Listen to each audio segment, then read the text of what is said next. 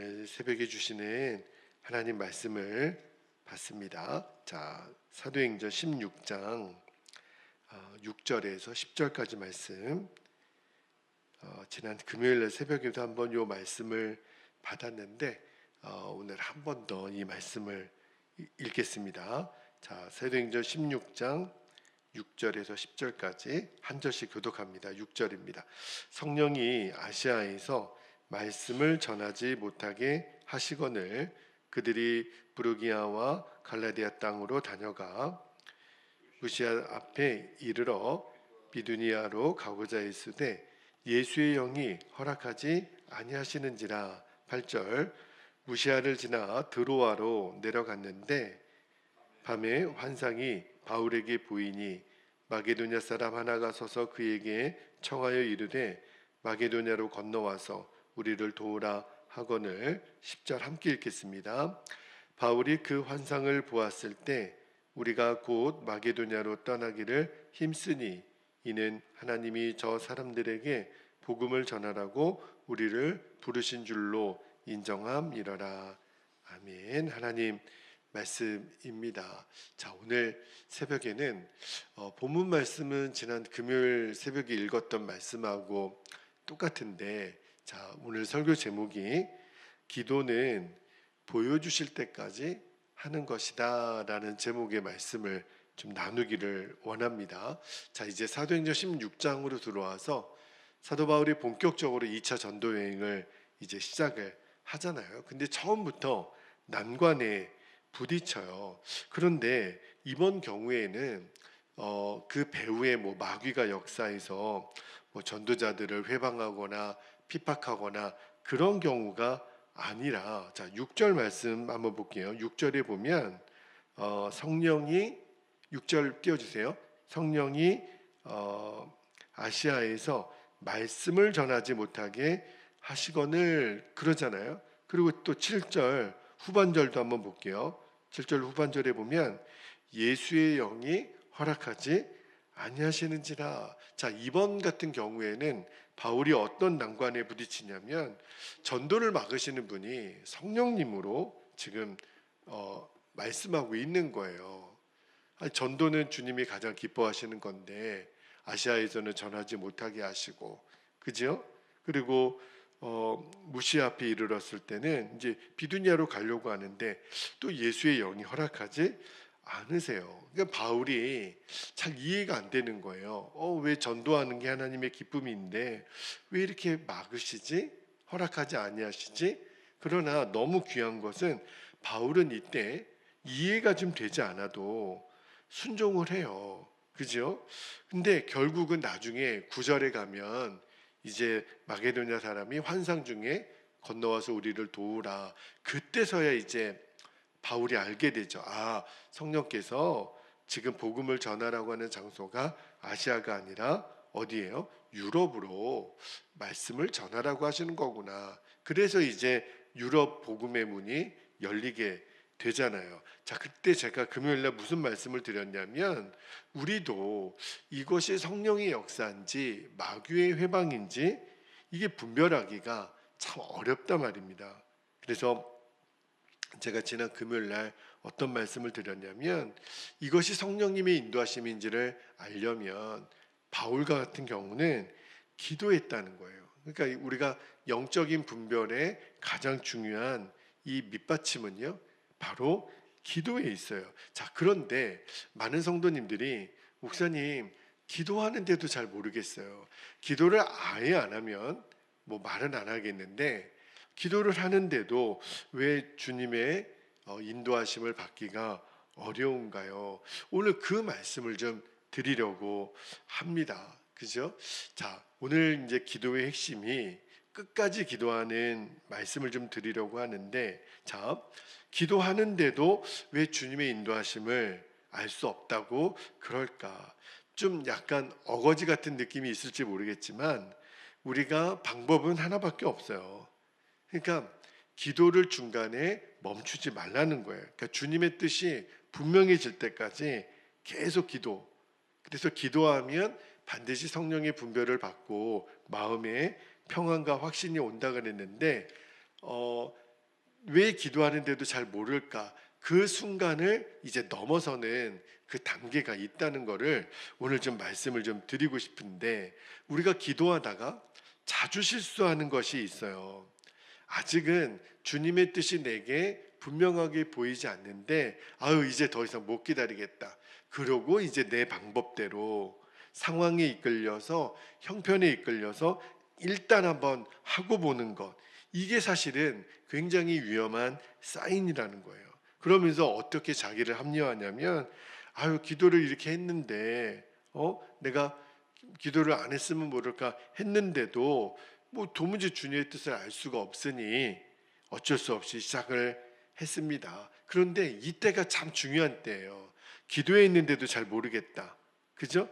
그렇다면 조금만 더 기도의 자리로 순종하라는 거예요. 나름대로 기도했는데, 나름대로 기다렸는데, 나름대로 인내했는데 이제는 어쩔 수가 없습니다. 바로 그때가 위험한 순간이에요. 그 순간에 더 기도를 해야 됩니다. 주님의 뜻이 분명할 때까지 끝까지 기도를 해야 돼요. 자, 제가 예를 하나 좀 들어볼게요. 여러분, 사무엘상 13장에 보면 이스라엘과 블레셋 사이에 전쟁 이야기가 나오잖아요. 근데 블레셋이 얼마나 막강한 군대였냐면, 병거가 3만에다가 마병이 6천, 보병이 해변에 모래와 같이 많았다고 성경이 기록을 하잖아요. 그러니까 당시 왕이었던 사울이나 이스라엘 군사들이 사울 엄두를 못 내고 있을 때, 그때 그러면 하나님께 제사를 드리고 우리가 전쟁에 나가자. 그래서 이제 사무엘 선지자가 사울에게 7일 동안 기다리고 있으라. 그러면 제가 와서 제사를 이렇게 할 수 있도록 하겠다. 근데 이제 그 제사를 마쳐야 이제 전쟁에 나아갈 수 있는데, 사울이 사무엘 선지자를 기다리는데 사무엘 선지자가 오지를 않는 거예요. 아마 7일이 거의 다 되기 직전에 사울이 안 되겠다, 사무엘 선지자 올 때까지 기다렸다가는 내 명예 그냥 죽겠다, 그러고 자신이 그냥 마음대로 제사를 드려버려요. 그러니까 이제 제사가 끝나니까 사무엘 선지자가 도착을 하잖아요. 그러니까 사울 왕은 어떤 마음이냐면 초조한 거예요. 조급한 거예요. 아니 일주일 안에 온다고 했는데 왜 안 오나. 사실은 그때 조금 더 기도했어야 되는데 사울 왕은 그냥 마음대로 먼저 움직인 거죠. 여러분, 사무엘 선지자가 사울 왕이 기다리지 못하고 이제 제사를 드린 왕에게 뭐라고 얘기했냐면, 자, 사무엘상 13장 13절을 한번 볼게요. 자, 말씀해 보면 이렇게 얘기합니다. 사무엘 선지자가 사울에게 왕이 망령되이 행하였도다. 왕이 하나님 여호와께서 왕에게 내리신 명령, 거기 보세요. 왕에게 내리신 명령이 있다는 거예요. 그 명령을 지키지 아니하였도다. 여러분, 여기서 잘 봐야 되는 게, 지금 사울이 책망을 받았던 게 제사를 드렸기 때문에 책망받은 게 아니에요. 여기 말씀해 보니까 사울 왕이 책망받은 것은 하나님이 사울에게 내리신 뭘 지키지 않았어요? 명령을 지키지 않았는데, 그 명령이 뭐예요?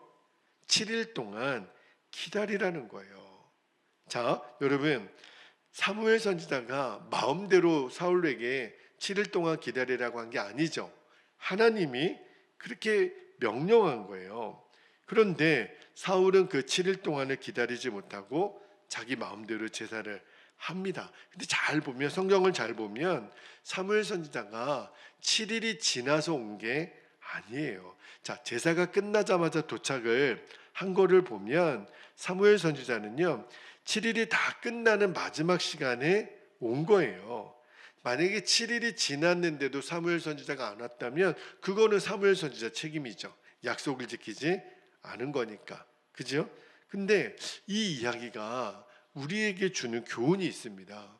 여러분, 하나님이 정하신 때가 있어요. 하나님이 7일을 기다리라고 했으면 그냥 기다리라고 한 게 아니에요. 7일이라고 하는 거는 여러분 성경의 완전수거든요.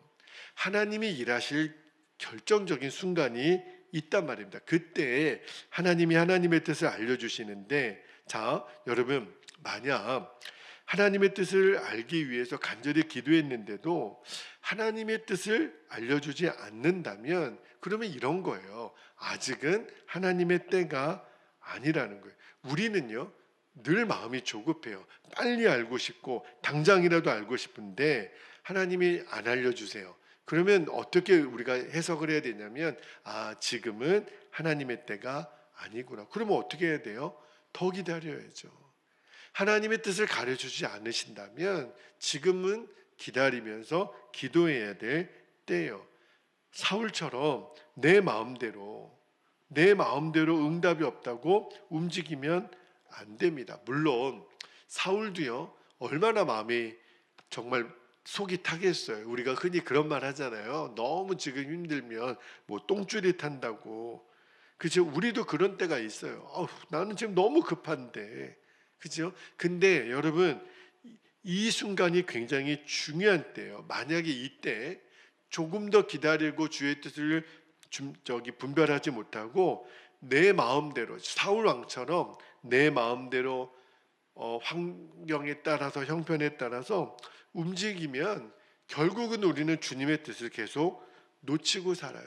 그때 우리가 이제 변명하잖아요. 목사님, 내가 얼마나 열심히 살았는데, 얼마나 고생했는데, 얼마나 마음 졸이며 기다렸는데, 그런데 미안하지만 그때 내 마음대로 움직이면 열매가 없어요.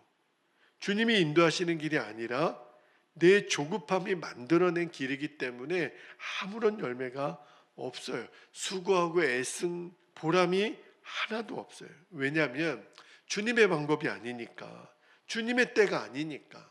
내 방법, 내 때라고 막 우겨도 열매가 없단 말입니다. 여러분, 지금 내가 하려고 하는 계획이, 또 그 선택이 주님의 인도하심이 아니라면 빨리 멈춰야 됩니다. 멈추지 않으면 오히려 더 큰 낭패를 당하고요, 사울이 결국은 하나님께 버림을 받아요. 그죠? 자기 마음대로 행한 그 행동 때문에. 그러니까 우리가 형편 따라, 상황 따라 절대로 움직여서는 안 됩니다. 우리의 감정과 계획을 내려놓고, 여러분, 우리가 예수님을 의지하고 예수님을 사랑해서 또 예수님께 기도하잖아요. 그런데도 왜 계속 우리에게 실패가 올까? 바로 원인이 여기에 있어요.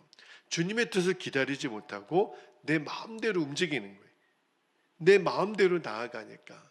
사실은 이거를 또한 분별하는 것도 쉽지는 않아요. 만약에 여러분이 기도 중인데도 주님의 뜻을 잘 모르겠다, 근데 마음은 너무 급하다, 그죠? 만약에 너무 기다리기가 어려우면 반드시 목회자에게 오셔서 분별을 받으실 필요가 있습니다. 그죠? 그래도 정말 주님이 우리가 끝까지 기다리고 기도하면 반드시 주님의 때를 알려주세요. 다만 지금은 아니라는 것만 내가 기억하고 절대로 내 마음대로 움직이지 않는 것. 여러분, 바울은요, 기도할 때 주님의 뜻을 분별했어요. 여러분, 바울이 9절 10절에 본 환상이 잠자다가 본 꿈 이야기가 아니에요. 지금 이 환상을 언제 본 거냐면 기도하다가, 기도 중에 주의 인도하심을 구하는 환상을 본 거예요. 여러분, 주님의 인도하심이 어디였다고요? 아시아가 아니라 유럽이었다고요. 바울은 늘 아시아만 생각하고 있었거든요. 그러니까 기도 중에 계속 왜 이렇게 막히지? 왜 주의 영이 허락하지 않으시지? 그러나 순종하고 기도하고 순종하고 기도했더니 하나님의 뜻이 명확해질 때가 와요. 주님이 마게도냐 사람에게로 가서 복음을 전하라고 하는 거구나. 여러분, 언제나 주님의 인도하심이 최선입니다. 그거를 기억하셔야 돼요. 내 원함이 아니라. 그래서 이제 복음의 문이 유럽을 향해서 열리잖아요. 여러분, 지금 우리가 걷는 길이 아무리 좁고 아무리 힘든 길이라 할지라도 우리가 주님의 그 분명하신 인도하심의 길을 걸을 수 있도록, 아무리 좋은 길이라도 주의 뜻이 아니면 멈추고 힘든 길이라도 주의 뜻이면 가는 거죠. 언제나 주의 인도하심이 가장 복된 길이에요. 반대로 가장 위험한 거는 뭐죠? 주님의 인도하심이 아닌데도 내 마음대로, 내 생각대로, 내 뜻대로 움직이는 거예요. 이제 제가 말씀을 좀 마무리하겠습니다. 여러분, 내가 기도하고 있는데도 좀처럼 주의 뜻이 뭔지 모르겠고 내 마음은 왜 이렇게 흔들리나, 그래서 평안이 없나. 근데 그때 우리가 기억하셔야 돼요. 내가 지금 주님의 인도함을 잘 받고 있는가.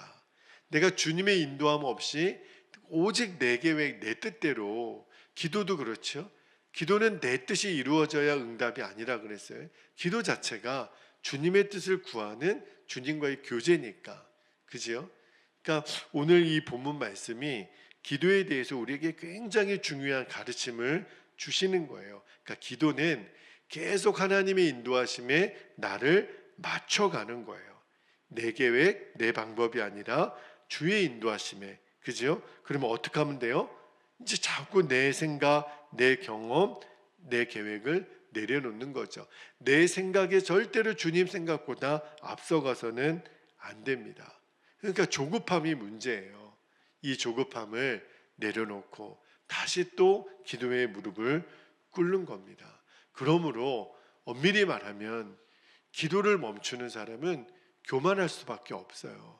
여전히 기도 없이 산다라고 하는 거는 내 뜻과 내 계획대로 나는 살겠다라는 뜻이기 때문에, 그러니까 기도 없이 사는 것이 굉장히 안 좋은 사인입니다.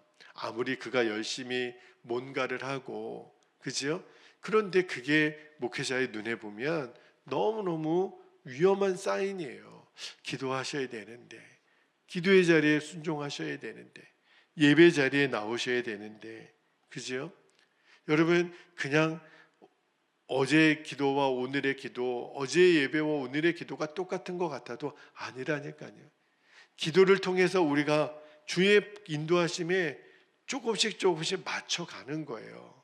여러분, 이 주파수라는 게 있어요.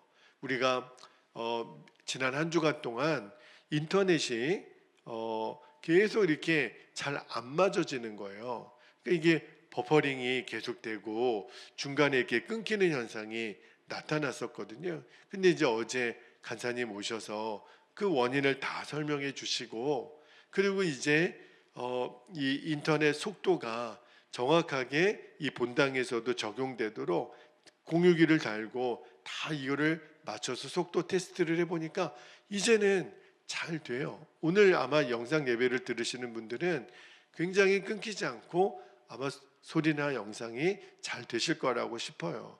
여러분, 똑같아요. 우리도 주님과 주파수가 맞아야 돼요. 그죠?